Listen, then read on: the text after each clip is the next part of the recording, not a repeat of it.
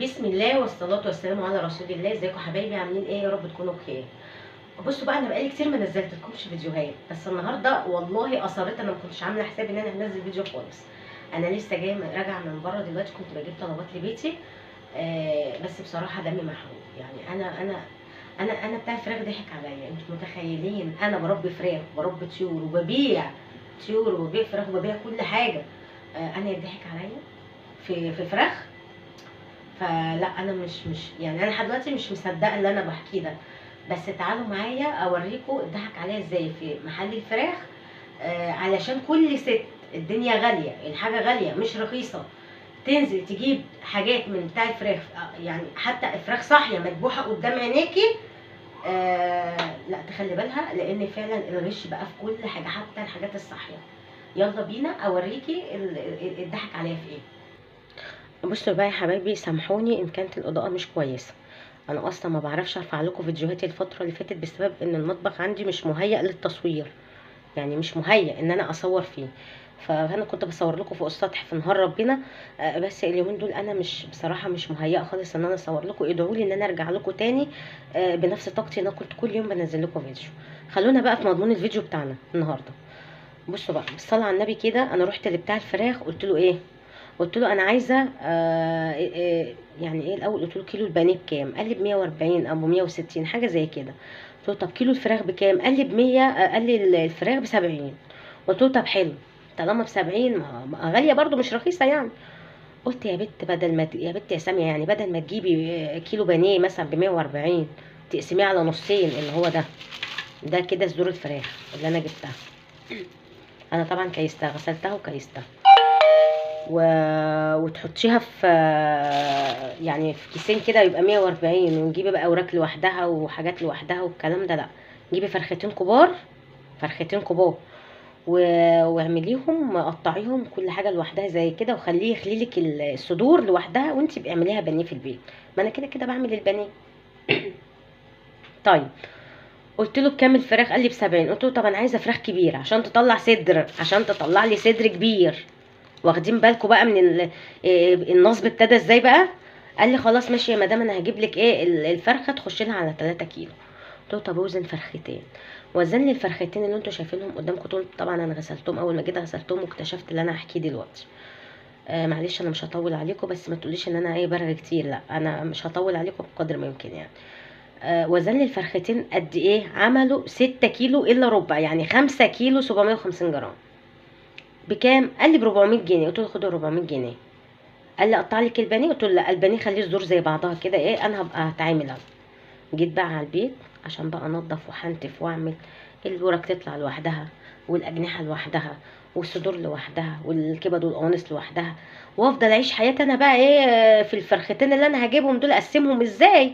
اعمل منهم كذا صنف بقى واوفر زي اي ست بيت عايزه توفر في الغلا اللي احنا فيه ده. بصوا بقى، بالصلاه على النبي كده، فوجئت بالوراك. اول حاجه الوراك، بصوا. الفراخ عامة، هو عشان تبقوا عارفين، الفراخ جابها قدامي صاحية وذبحها قدامي، وانا وقفت على الذبيح ووقفت على التنظيف. انا ما اعرفش اللي انا هقوله لكم ده اتعمل ازاي، اقسم بالله. يا رب بس الاضاءة تبين. انا مشغلة كشاف الموبايل. بصوا شكل الورك عامل ازاي. في ورك بالمنظر ده يا جماعة. شايفين كمية المية؟ شايفين كمية المية اللي جوه الورك؟ والله العظيم احنا في مصيبة، في مصيبة. بصوا انا يا دوبك بفتح الورك من هنا. بصوا تلاقيته بيرمي ميه، كل ده كان معبي ميه من جوه، كل ده. طب هو امتى؟ بصوا اهي، بصوا انتوا لو عملتي كده، بصي شايفين الميه؟ شايفين؟ طب انت دي حاجه صاحيه، امتى حقنتها ميه؟ انا عايزه افهم يا جماعه بتوع الفراخ، يا ريت يردوا علينا. وانا على فكره انا هبعت برضو لناس في بورصه الدواجن، عايز اعرف ازاي فرخه تبقى صاحيه، فرخه صاحيه يحقنوها بالميه عشان توزن ليه؟ طب ما انت كده كده ما كسبان فيها. ما كيلو ب70، يعني هو واقف عليك بكام في ارض المزرعه؟ واقف عليك بحاجه و60. انا متابعه البورصه يوم بيومه. طب انت ازاي يا شيخ؟ حتى لو بتخسر فيها ما تبيعهاش، ما تغشش الزبون. وقف بيع لحد ما الاسعار تظبط. بصوا المنظر، بصوا المنظر. ادي ده تاني ورك اهو. بصوا الميه، بصوا البقليل بتاعه الميه. ايه ده؟ ايه ده؟ انا اول ما شفت الورك كده قلت ايه ده، الورك ده الوراك دي غريبه كده ليه؟ شايفين؟ بصوا اهي، بصوا البقاليل، بصوا اهي عشان تبان اكتر. بصوا، انا كنت اتمنى ان المطبخ عندي يبقى الاضاءه بتاعته احسن من كده عشان اعرف اصور لكم. والله شايفين المنظر؟ طب ايه تاني؟ ان احنا يعني بنذبح الحاجه قدامنا صاحيه. طب المفروض ان احنا نعمل ايه تاني؟ يا ريت تردوا عليا. يعني اضمن حاجه ان انا اجيب الحاجه صاحيه قدامي واذبحها. هتقولي طب ما ربيتهاش ليه؟ لا، انا الفتره اللي فاتت يا جماعه كنت مربيه بط وفراخ، عشان جوزي كان جاي من السفر، بط وفراخ بلدي.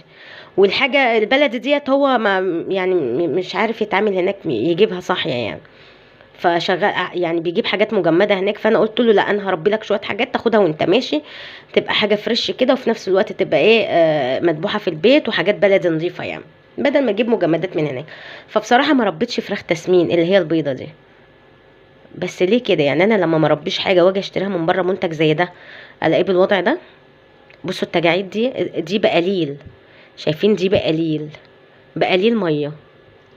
بصوا والله العظيم ده مشاكل ورك يا جماعه. هو انا يعني انا مستغربه. بصوا اصلا الميه جوه عامله ازاي، معبيه ازاي؟ ليه كده؟ ليه كده؟ بصوا، بصوا اهو، شايفين؟ ادي ده ورك تاني اهو. بصوا، بصوا، يعني لو نزلنا كده، بصوا بصوا كميه الميه عامله ازاي اهي. ايه ده؟ ايه دي؟ ايه كانت بتلعب ايه؟ بتلعب حديد دي ولا ايه؟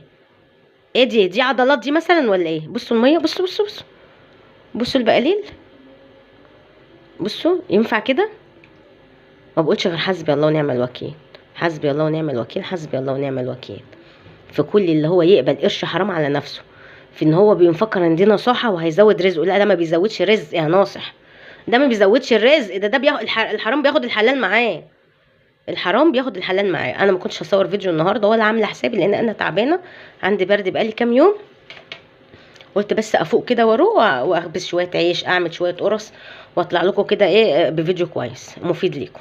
بس هو ليه نصيب بقى الفيديو دوت هو اللي ينزل. بصوا البقاليل، بصوا. طب بصوا اهو، اهو، اهو.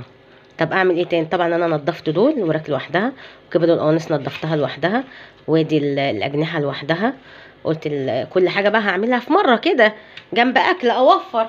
وادي يعني انا استنصحت في ده بقى، قلت ايه؟ بيقول لي اقطعها لك، قلت له لا خليها لي سليمه، ما انا خفت بقى هو كمان يتغش، يعني انا جيت بالي ان البانيه بيتغش. قلت له لا خليها سليمه وانا هبقى اقطعها في البيت واعملها. فانا قلت كل صدر ابقى اعمله في مره. ليه كده؟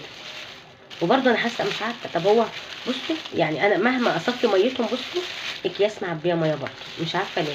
ما اعرفش هم حقنوا الفراخ ميه ازاي وهي صاحيه وبعدين ذبحوها، انا مش عارفه. فهنقول ايه بقى؟ ربنا يرحمنا من عنده.